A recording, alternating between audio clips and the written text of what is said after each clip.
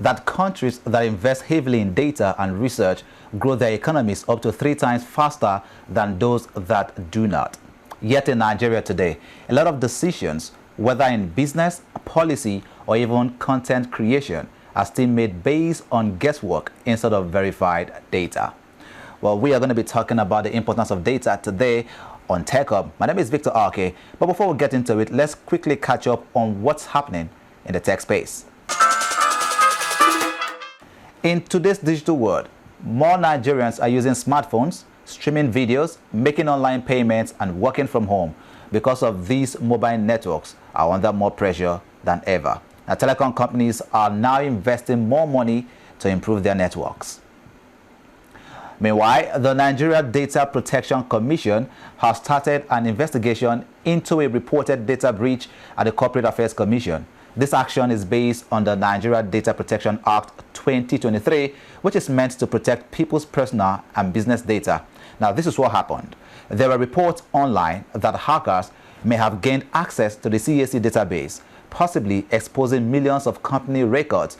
Because of this, the NDPC stepped in to find out what really happened and to protect public trust. The commission also warned that cyber attackers are now using more advanced methods. The federal government on Tuesday unveiled a 12 billion naira digital economy research fund program projecting immediate impact across key sectors of the nation's economy. Minister of Communications, Innovation and Digital Economy, Dr. Bosun Tijani, disclosed that the initiative, funded under Project Bridge by the World Bank, will be implemented over 3 years. Speaking at a media briefing at Transcorp Hotel in Abuja, Tijani said 36 university professors have been organized into 6 clusters to deliver annual research outputs on Nigeria's digital transformation, covering sectors such as education and agriculture. On the global scene, companies are investing billions into data analytics and research tools because data is now the backbone of innovation. And that brings us to today's conversation: why research and data matter for Nigeria's future. Because if we must truly grow as a nation, we cannot afford to keep guessing. We must start knowing. And joining me to break this conversation down is Ali Babatunde, the CEO of ResearchGains. Mr. Ali Babatunde, great to have you on Tech Hub today. Well, thank you so much. Great to have you too. Yeah, you're welcome. Yeah. Now, let's start the conversation. You know, when we talk about data and research, what does that really mean in practical terms for everyday Nigerians? Okay, so thank you so much. So when we talk about data, we're talking about the material that makes up a research, right? So you can make a proper, good, impactful research with a bad data. So you need data as the bedrock in in making your research count and impactful in the economy. Yeah. Of course, if you also notice, Nigeria is full of ideas, but not all of those ideas succeed. Now, how much of that failure comes from lack of proper research? That's a tough question. I mean, from your experience, anyways. Basically, we don't have data for that. And that's where the problem comes. So, exactly. So, Africa generally have this issue with data, and Africa contributes only 2% of the world research, which is so bad. And even in the AI space at the moment, the largest models we have, OpenAI, Gemini, and all, they only consume less than 2% of African data sets. Wow. So we have a data deficit in Africa, and it's high time African countries look into this and start building a data bank. This is something that we have been working on for the past 3 years, and but it can't be fruitful without the policies and the government support. So Africa generally has a very poor data infrastructure, and this has actually made a lot of businesses to fail, a lot of policies to be weak, and it has slowed down the economy. This actually affects the African economy, the underdevelopment of Africa by 35%, according to UNESCO. Yeah. Now, just to be sure that I heard you clearly, did you say that the entire Africa generates just 2% of data? Less than 2%. Less than African 2%. data set was used to train. Yes, was used to train the AI, generic AIs that we are using now. Wow. They are like Open AI, Gemini, Cloud. Yeah. What do you think basically that is the cause of this problem? The cost is like it's like a web of problems, like connected together. We have lack of funding. We also have lack of interest in research. We also have the issue of lack of infrastructure for proper research methodologies. You get to see higher institutions in Africa, they don't care about quality data, which is the bedrock of quality research. And you realize that most researches ends up, just in the pigeonholes, and nobody to take it up because the methodologies has been faulted. So these are the issues we are having, and they are connected together. And we also have poor infrastructure, as I said, poor infrastructure, and tools for researchers to actually, carry out quality research work. So this has been a cluster of problems connected together. Yeah. Wow. Now, we hear a lot about data-driven decisions, right? In your experience, or based on your observations as well, can you give us a real-life example of how data can change outcomes in Nigeria, both in business and policy making, just generally, an example that resonates with you? Thank you so much for that. So, first and foremost, the most important data a country is meant to have is the census data. Okay. And we have to know the exact population of Nigeria and not estimates. So the last time Nigeria conducted the census was around 2006. Yeah. And the next census was originally scheduled for 2016. And it was repeatedly delayed and postponed by the Buhari administration to April 2023. And in April 2023, it was postponed by Buhari's administration indefinitely. And to date, we are still estimating the population of Nigeria. So what's the effect of this? The effect of this is that whenever we want to draft out the budget for the country, we draft out this budget based on the estimated population.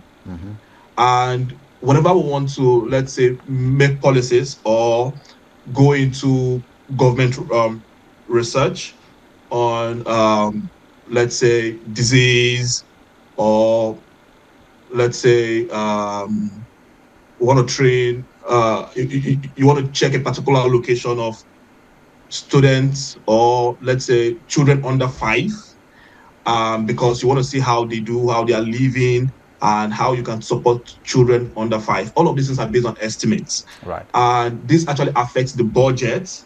And along the line, since the data is on estimates, the impact of this research cannot be completely determined.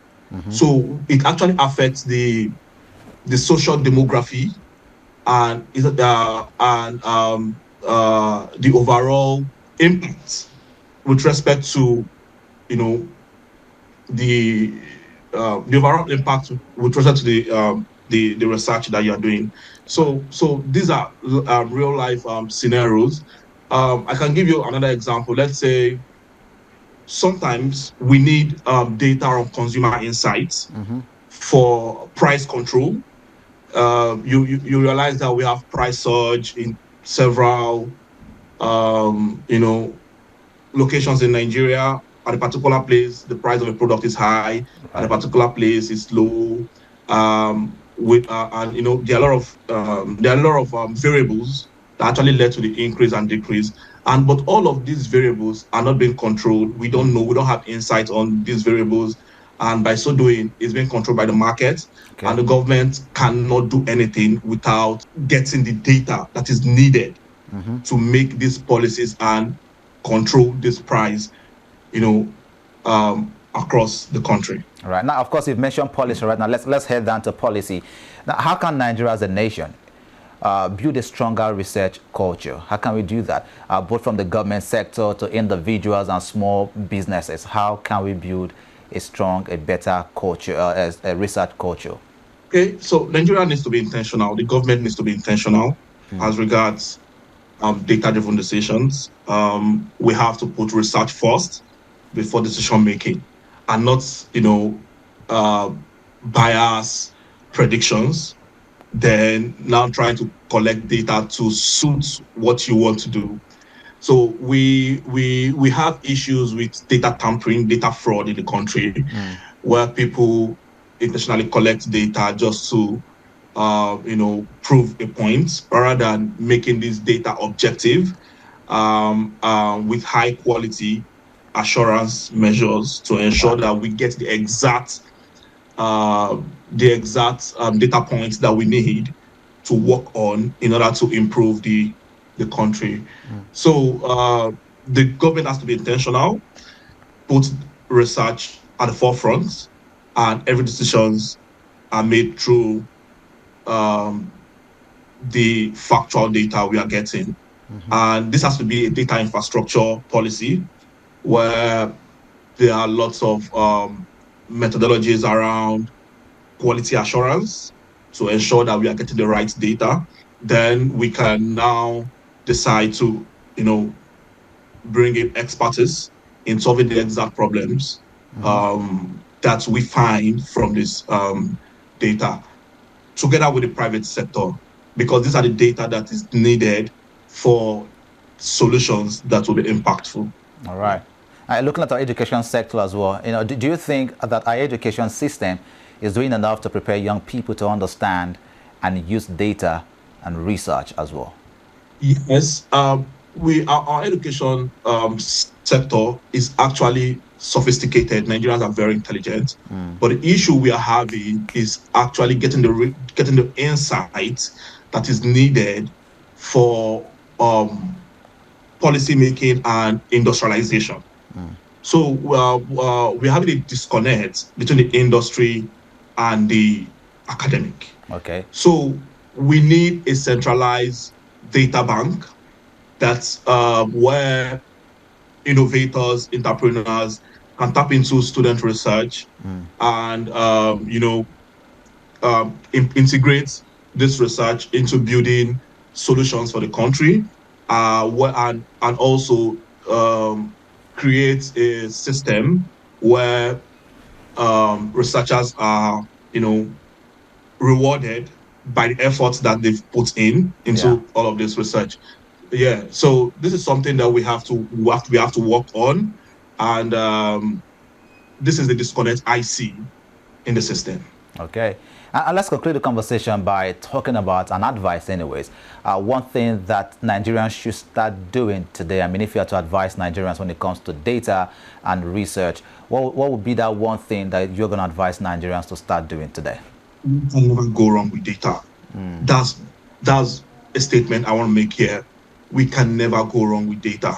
And my advice to Nigerians is that we should always keep as many data as possible, be it in our businesses, be it in our daily activities. Everything we do, it has to be properly documented.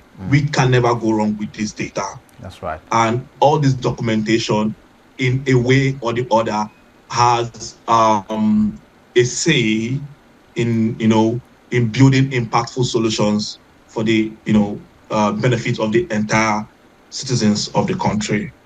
And for the government, they have to put research first before policy making.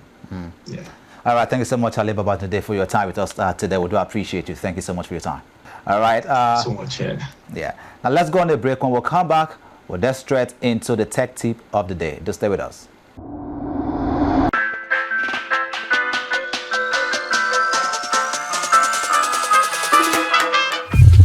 In a world where every swipe, click, or tap is shaping our future, technology is no longer a distant dream. It is the heartbeat of Africa and the world at large. From innovations to gadgets to startups and digital lifestyles, Tech Up with Victor takes you round. A show that makes technology simple, practical, and exciting for everyone. Join us every week on Rapid TV as we break down tech trends, spotlight African innovators, and connect Africa's digital story to the global stage. Tech Up with Victor, where innovation meets you.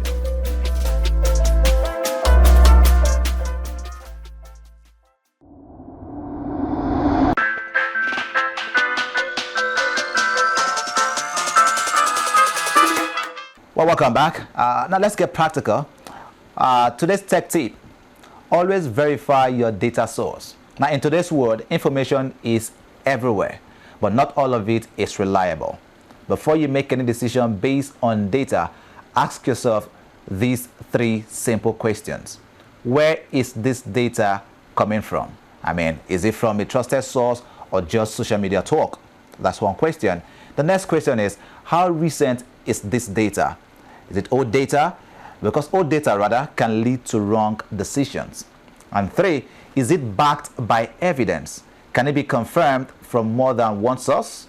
Because one wrong data point can lead to a wrong business move, a wrong policy, or even a wrong public opinion. So, whether you're a business owner, a content creator, or a policymaker, don't just use data, use verified data. Now let's move to the how-to segment.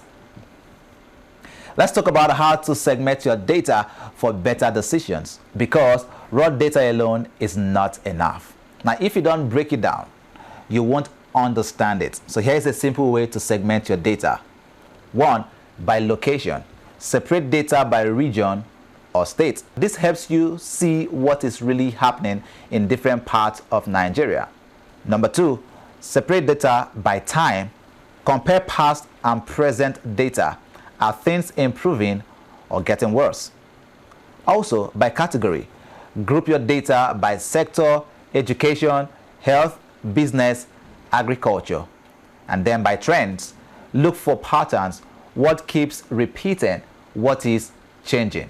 Now here's the key. When you segment your data, you move from general assumptions to clear insights.